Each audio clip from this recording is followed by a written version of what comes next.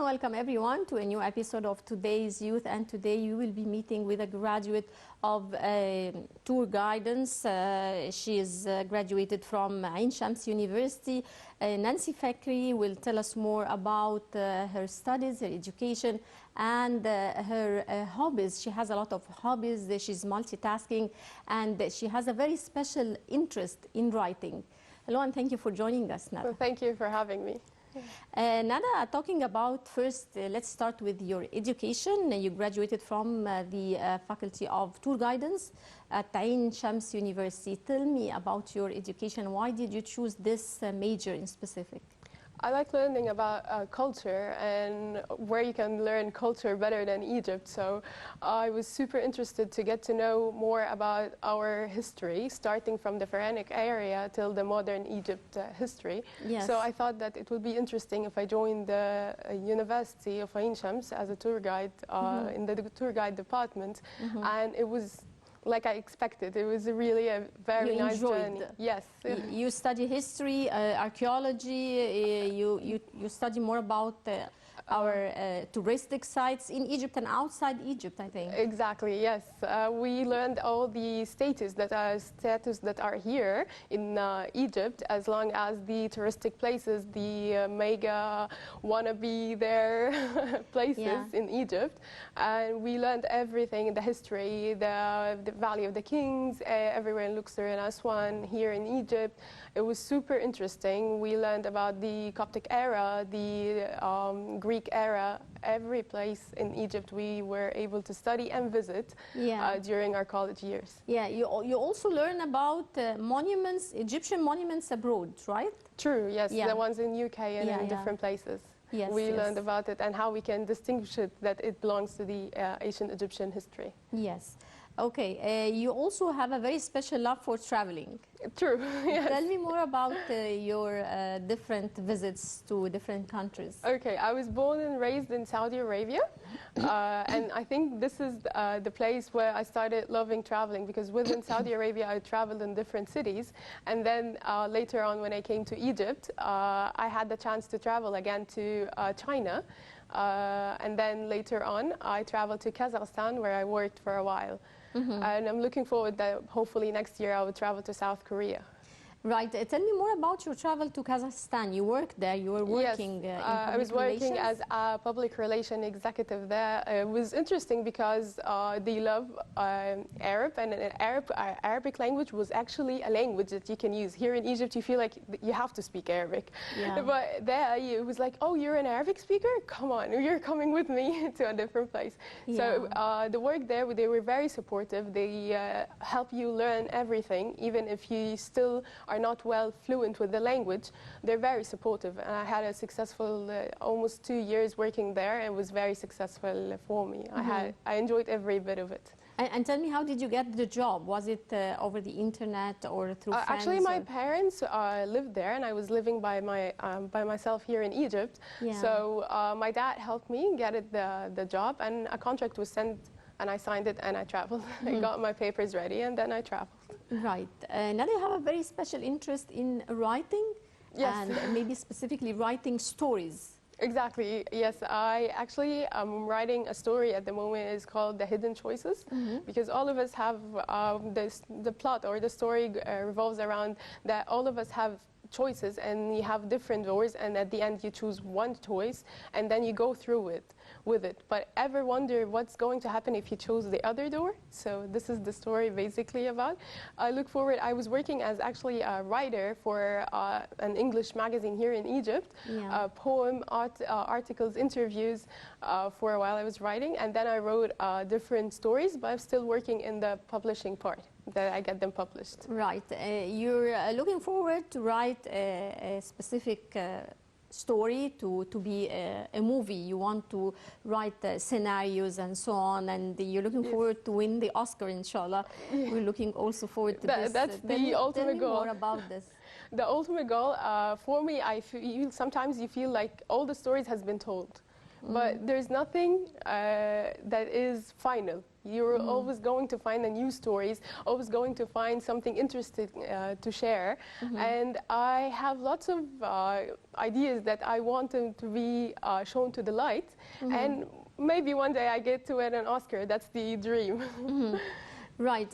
You also started a project with your friends regarding youth talents and work and so on. Tell me more about this interesting we are actually doing like a website. We're working on it at the moment, that we want to connect all the talents in Egypt. Someone who's playing the piano, someone who is writing, someone who's singing, someone who is creating an application as a software developer or something like that. Someone who's wall painting, can draw on walls. Someone who knows crochet. All of these talents, sometimes you feel like I need to get to them to do something for me at home, or I have a birthday and I need someone who's playing the cello or the saxophone or anything. So I want to connect all the talents on one website, and you will be able to order them. Just like anything that we ordered, you will get to see a recommendation for them. You get to see bits of their work, and you can pick them, and we can help all the hidden talents of our generation, that they come up to the light. So we're still working on that project. Yeah. Well, you're also looking forward, or one of your main goals is to launch a serial for children, a series, a children's series. Tell me more about this project. This children's series of stories. We're working also with the same friends. They're animators and designers. So I write the story, and they create the characters, and then they animate it, and I do the voiceover for the story. And it's going to be an audio-visual children's story that will be published hopefully next year. We're working on the process. Nada, you have a special experience in working as a travel advisor in a call center. Tell me about this experience. Okay, so when I graduated from college, I wanted to try different industries, different work experience. So I thought, why shouldn't I try the travel advisor one, since I have the background of history and tourism. So I worked in a call center. I think this is the first basic one. I learned lots of experience. I worked on my language, and I was able to get to know different people from different cultures. I get to advise them where they can go around the world, so I learned more about the touristic places around the world. And it was an amazing experience that helped me later on create the character where I can move on with my career later on. So it's an international call center? Yes. I mean, you talk to people from Canada, US, Australia, different places. You also worked as a tour guide, freelance tour guide, but you're not actually working now in this At the moment, yes. I used to work as a Korean tour guide and English tour guide for a while. And then due to my traveling plans with my family, I wasn't able to stay fulfilling that part as my job. And then when I came back, I started doing it for my friends who are visiting Egypt, but not as an official job. So it's amazing. We're looking around Egypt and telling your friends and the people how much you love the country, and how you can see their shining in their eyes about the history. So this makes you feel like you're doing everything. You're currently a co-founder and customer relations manager. True, yes, and it's a startup for an application here in Egypt. We're working with AI, we're technology based. We already launched our beta trial, and we have almost now 25 users for the application, 25,000 users for the application at the moment. Yes. It's an AI, you can, basically I can tell you an idea for it. It's you photograph a receipt and read it on, so later on you have a massive data that you can help the merchants and the people in Egypt get to know what they paid for and what's the best offers, how they can create expenses management for themselves. Nana, definitely you faced a lot of obstacles since you graduated and trying to work and multitask in different jobs. How do you overcome obstacles, and what would you like to tell youth about persistence and perseverance? For me, I don't like free time. The most important thing that how you're going to use your free time in an effective way. You can, of course, read, you can learn new skills, and this will help you create more options for yourself that you can choose, and you can have different industries and be irreplaceable. Being an irreplaceable in a place, this is something that makes you shine in a different place. The obstacles, I had some different difficulties with the language because I wasn't an Arabic speaker when I came to Egypt. It was a bit hard for me to understand Arabic, so I wasn't accepted in different interviews because they needed for me to be fluent in Arabic, and then later on I started studying more Arabic. It was also the different culture because I was working with the culture and I came here and I had some difficulties how I should maintain people different in a different way different than people in Kazakhstan, Saudi Arabia, and China. I had to learn how I can maintain someone else, and it worked fine till now for me. So tell me about how can you compare different cultures? I mean, you were born and raised in a different culture, and then you came here to Egypt and you adapted. Compare the different cultures that you've been through. Mostly in Saudi Arabia, people are into communities. You live in a compound, you know the people who's next to you, who knows you know everything about everyone. You're not well viewed to the outside world, not like in Egypt. Egypt, you have to mingle with everything outside. Everything is opened, more opened. When I was in Saudi Arabia, it was a bit closed. So I had to know my teachers, my friends, my neighbors, and that's it. Here in Egypt, I had to get to know different people from different places. I had to go run errands. That wasn't an option for me there, not because I was younger, a younger age. So when I came, I was like, when people tell jokes, I thought that was real.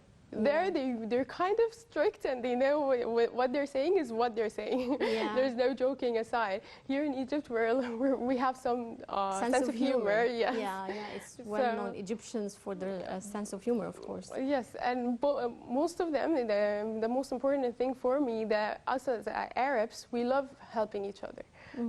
If I had trouble at school, I would have my teachers and everyone would help me, and they connect to my mom or my father, and they tell them that we need to work on 1 and 2 and 3. When I came here in Egypt, people were really helpful because I was not understanding what are they saying, I need some explanation, and people were helping. So this is the main thing. I think this is how it was easy for me to adapt.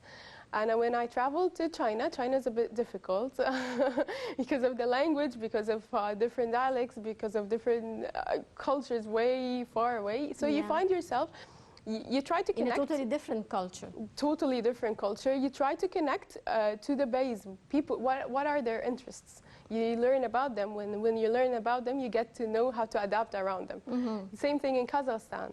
Kazakhstan, I was working with an English manager, and my community was all Kazakh people, and at first they thought I was Turkish, and then, oh, you're Arab.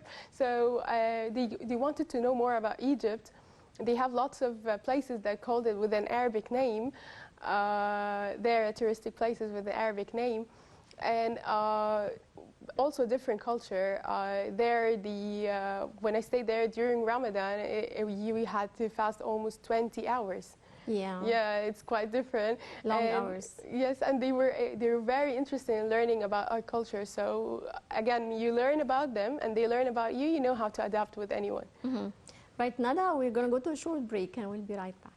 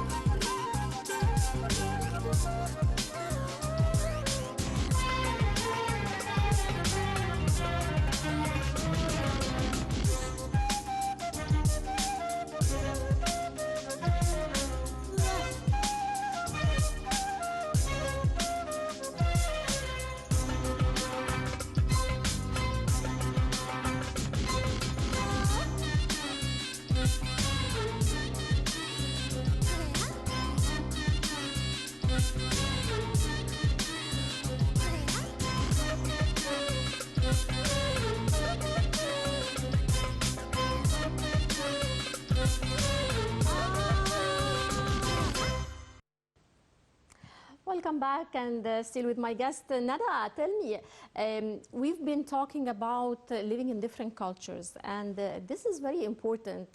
Adapting to new cultures, and specifically the Asian culture that you lived for a while in China. You're learning the Korean language. Tell me more about this new culture. The Korean language was kind of my inspiration to learn the Asian language. I started learning when I was in college by myself, and then I joined the culture center here in Egypt, Korean Culture Center, where I started learning more the language, and I'm doing that actually right now. At the moment, I'm learning more.